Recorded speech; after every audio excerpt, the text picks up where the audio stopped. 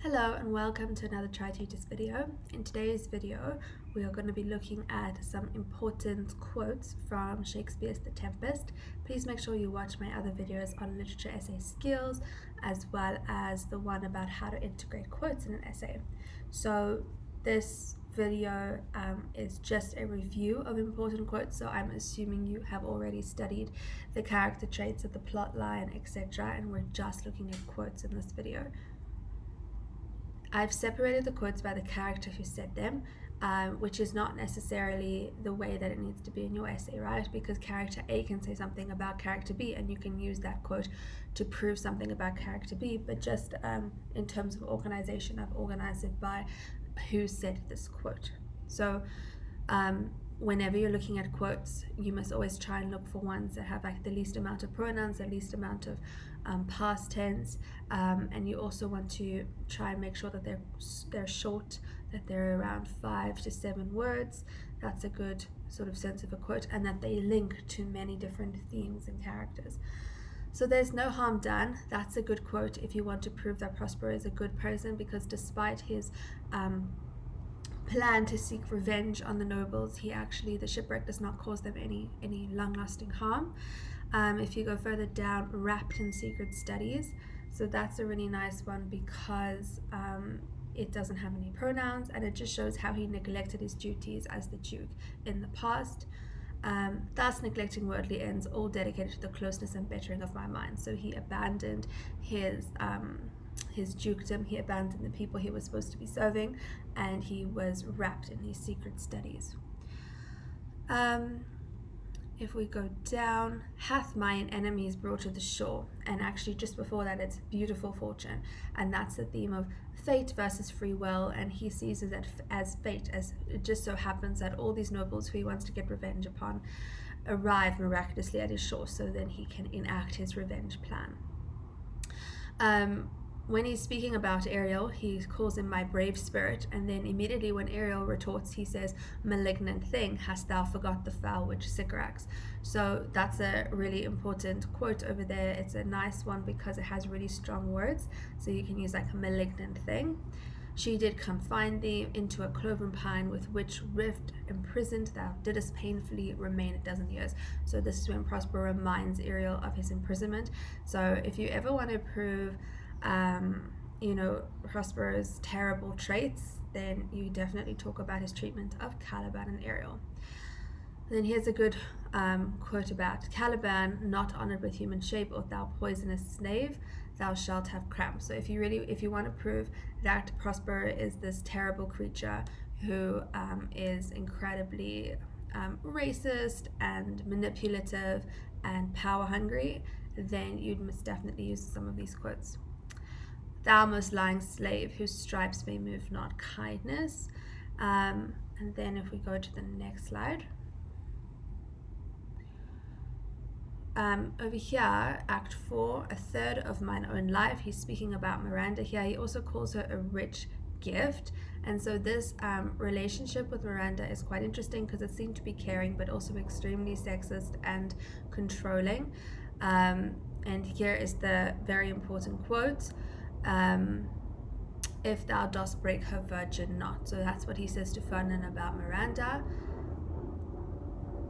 A born devil, of whose nurture can never stick. So that's about Caliban. It's also quite a good quote. It's not too many pronouns or tenses.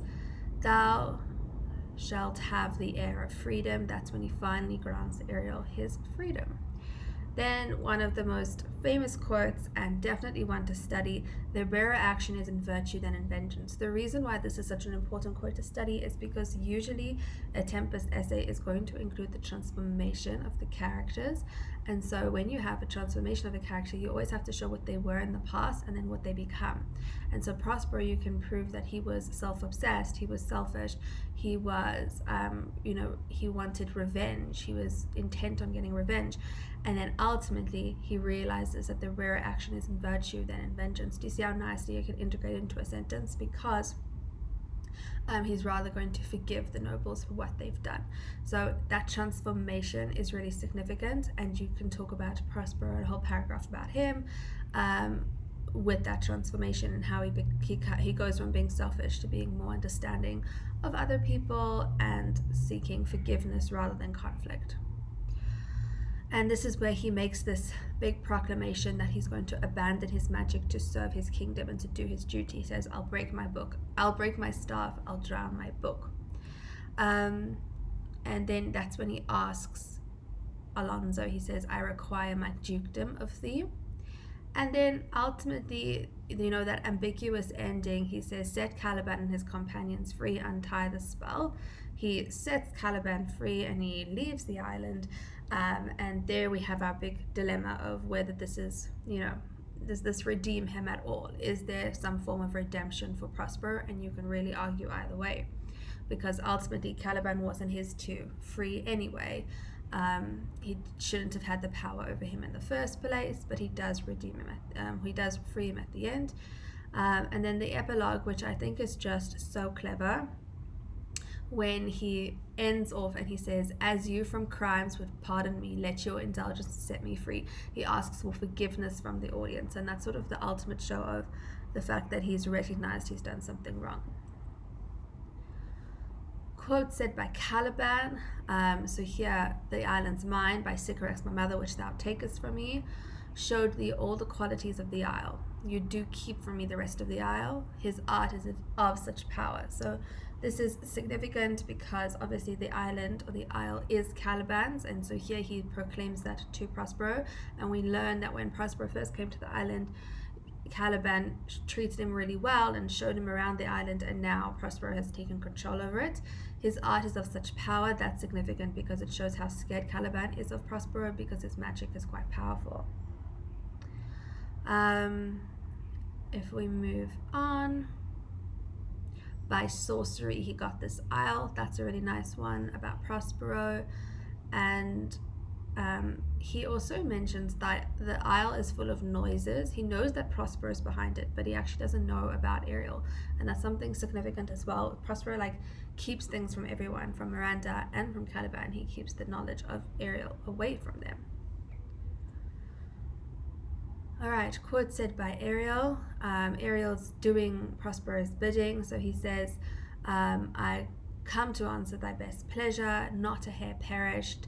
This king's son I've landed by himself. There he's talking about Ferdinand, and remember, this is all showing that he is enacting Prospero's plan, but no one is actually injured. And then he reminds Prospero, my liberty, remember I have done thee worthy service, thou didst promise to bait me a full year. So he reminds him that he did promise him his liberty, but obviously Prospero only grants it to him right at the end of the play.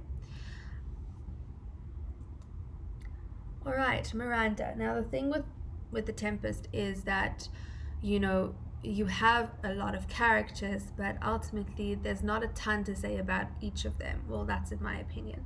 And so you definitely have to have a paragraph on Prospero, and I think for Tempest you have to talk about the other characters in relation to Prospero. And I think Miranda is one where you can have a whole paragraph on Miranda and her relationship with Prospero, or Prospero's relationship with Miranda. The other one I would recommend would be Caliban, and sometimes when the essay calls for it, Alonso. But you see how you can't really just do an entire paragraph on Alonso. You need Prospero's relation with Alonso. So Miranda, she's very sweet, she's very naive, she's very innocent. And this is when she says, I have suffered with those that I still suffer. When she sees the shipwreck, she's like, I'm suffering with them. And then this is a really important quote to show her naivety and also to show her transformation. So if you want to show Miranda's transformation, she goes from being naive and ignorant to becoming more more knowledgeable about the world, and being sort of brave and courageous to leave the island, which she is known as home for her entire life, or most of her life. She says, more to know did never meddle with my thoughts. She didn't even think about the world beyond the isle. To Caliban, she says, 'tis a villain. Thy vile race. And then about Ferdinand, she says, it carries brave form. And then this is a nice quote. She says, this is the third man that I ever saw, the first I ever sighed for. So this is the third man I've seen in my life, the first one I've been attracted to. And then she defends Prospero to Ferdinand. She said, my father's of a better nature, sir, than he appears by speech. So that's quite an interesting one, because thinking about what happens later on, is Prospero such? Is he probably is, right? Because we see what happens at the end. He is of a better nature than he comes across. And then an important part of her transformation is that she takes responsibility for her life, and she says, I am your wife if you will marry me. So she actually proposes to Ferdinand, and that shows she's taking on independence and this new role. And then Ferdinand, I wouldn't go and speak about Ferdinand in my essay unless I really had to. So he says, my drowned father, and that's something to prove the cruelty of Prospero. He does separate Alonso and Ferdinand and makes each of them believe that the other is dead, which is quite cruel. And then he says to Miranda, if a virgin in your affection not gone forth, I'll make you the Queen of Naples. This is like in their first meeting, he's completely taken with her. But through my prison once a day, behold dismayed. So that's when Prospero decides that they need to be patient and they need to sort of work for the relationship. And he says it's all worth it if he can see Miranda. The very instant that I saw you did my heart fly to your service. And he promises to Prospero, never melt mine honor into lust. So there you can see the sort of patriarchal understanding or patriarchal theme in the play.